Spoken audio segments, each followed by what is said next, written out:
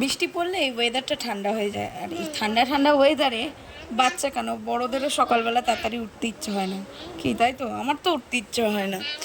Hello সবাইকে, good morning. সবাই কি করছো? আমি মাম্মামকে ঘুম থেকে তোলার চেষ্টা করছি। আজকে সোমবার, আজকে ওকে স্কুলে যেতে হবে, তাছাড়া বাড়িতেও একটু কাজ আছে।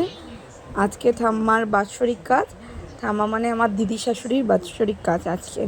তো আজকের দিনটা অনেক ব্যস্ততায় ভরা থাকবে। তো মাম্মামকে এখানে তাড়াতাড়ি তোলার চেষ্টা করছে, উঠতে চাইছিল না। ওকে তুলে তাড়াতাড়ি করে রেডি করে দিয়েছি। দাও, বাই বাই। হ্যাঁ, কি বলছে?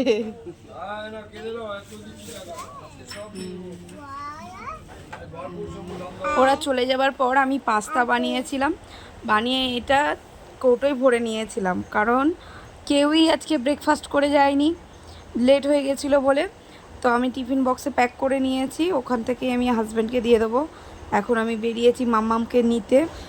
এটা কোনো খিচুড়ি খাওয়ার লাইন বা রেশন দোকানের লাইন না, এটা অটোর লাইন, আমাদের এখানকার অটোর লাইন। প্রায় 1.25 ঘন্টা আমি দাঁড়িয়েছিলাম, লাস্টে ওর বাবাই ওকে আবার বাড়িতে দিয়ে গেছে। এখানে ঠাম্মার বাৎসরিক কাজ হচ্ছে, এখানে দাদু আর ঠাম্মার ছবি আছে, আর এইদিকে চলছে রান্নাবান্না। বাড়ি এসেই রান্নাবান্না করতে শুরু করে দিয়েছিলাম। এখানে করেছিলাম মাছের ঝোল,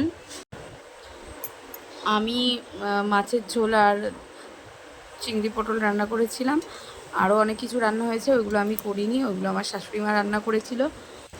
এখানে আমার মাছের ঝোল হয়ে গেছে, দেখো,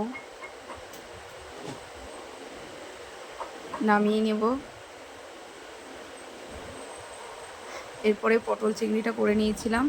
আমি পটল চিংড়ি রান্না করার সময় চিংড়ি মাছটা আলাদা করে ভাজি না, এই মশলার মধ্যেই দিয়ে দিই, এখানেই ভালো করে কষিয়ে নিই, এতে টেস্টটা বেশি ভালো হয়। তোমরাও কিন্তু একদিন এরকমভাবে করে দেখতে পারো। তো আমার ভিডিও কেমন লাগলো তোমরা কিন্তু অবশ্যই কমেন্ট বক্সে জানিও, আর ভালো লাগলে অবশ্যই একটা লাইক, কমেন্ট আর শেয়ার করে দিও। দেখো পটল চিংড়িটা কষানো হয়ে গেছে, এবার একটু অল্প করে জল দিয়ে দেবো, বেশি জল দেবো না, হয়ে গেছে।